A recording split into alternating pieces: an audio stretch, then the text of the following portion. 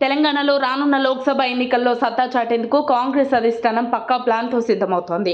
ఆలోచించాల్సిన సమయం కాదిది, నాయకుడి ఆదేశాలని ఆచరణలో పెట్టాల్సిన సమయం అంటూ అసెంబ్లీ ఎన్నికల్లో మాదిరిగానే నేతలు కాంగ్రెస్ కోసం కష్టపడుతున్నారు. రాష్ట్రంలో 17 పార్లమెంటు నియోజకవర్గాల్లో 15కి పైగా నియోజకవర్గాల్లో కాంగ్రెస్ జెండాను ఎగురవేయాలని సీఎం రేవంత్ రెడ్డితో పాటు కాంగ్రెస్ మంత్రులు, ఎమ్మెల్యేలు సైతం దృష్టి సారించారు. ఇప్పటికే మహబూబ్ నగర్, మహబూబాబాద్, జహీరాబాద్, నల్గొండ స్థానాలకు అధిష్టానం అభ్యర్థులను ప్రకటించింది.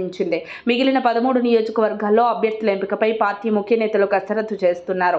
ఇప్పటికే ఢిల్లీలో కాంగ్రెస్ కేంద్ర ఎన్నికల కమిటీ మిగిలిన 13 పార్లమెంటు నియోజకవర్గాల్లో ప్రస్తుతం ప్రతిపాదించిన వారికన్నా ఇంకా బలమైన వారు ఎవరైనా ఉన్నారని వివరాలు సేకరించి పంపాలని ఏఐసీసీ రాష్ట్ర ఇన్ఛార్జ్ దీపాదాస్ మున్షిని ఆదేశించినట్లు సమాచారం.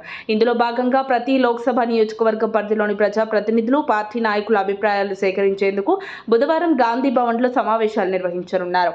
ఈ సందర్భంలోనే పార్లమెంటు ఎన్నికల బరిలో నిలిచేందుకు, మెదక్ ఎంపీగా పోటీ చేసేందుకు తన భార్య నిర్మలా గౌడ్ లేదంటే తన కూతురు జయరెడ్డిలకు ఒకరికి అవకాశం ఇవ్వాలని AICC incharge Deepa Das Munshi, AICC కార్యదర్శి విష్ణునాథ్ను మాజీ ఎమ్మెల్యే జగ్గారెడ్డి కోరారు.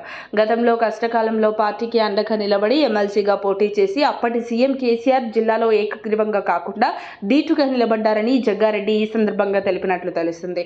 ప్రస్తుతం నిర్మలా గౌడ్ సంగారెడ్డి డీసీసీ అధ్యక్షురాలిగా పనిచేస్తున్నారు.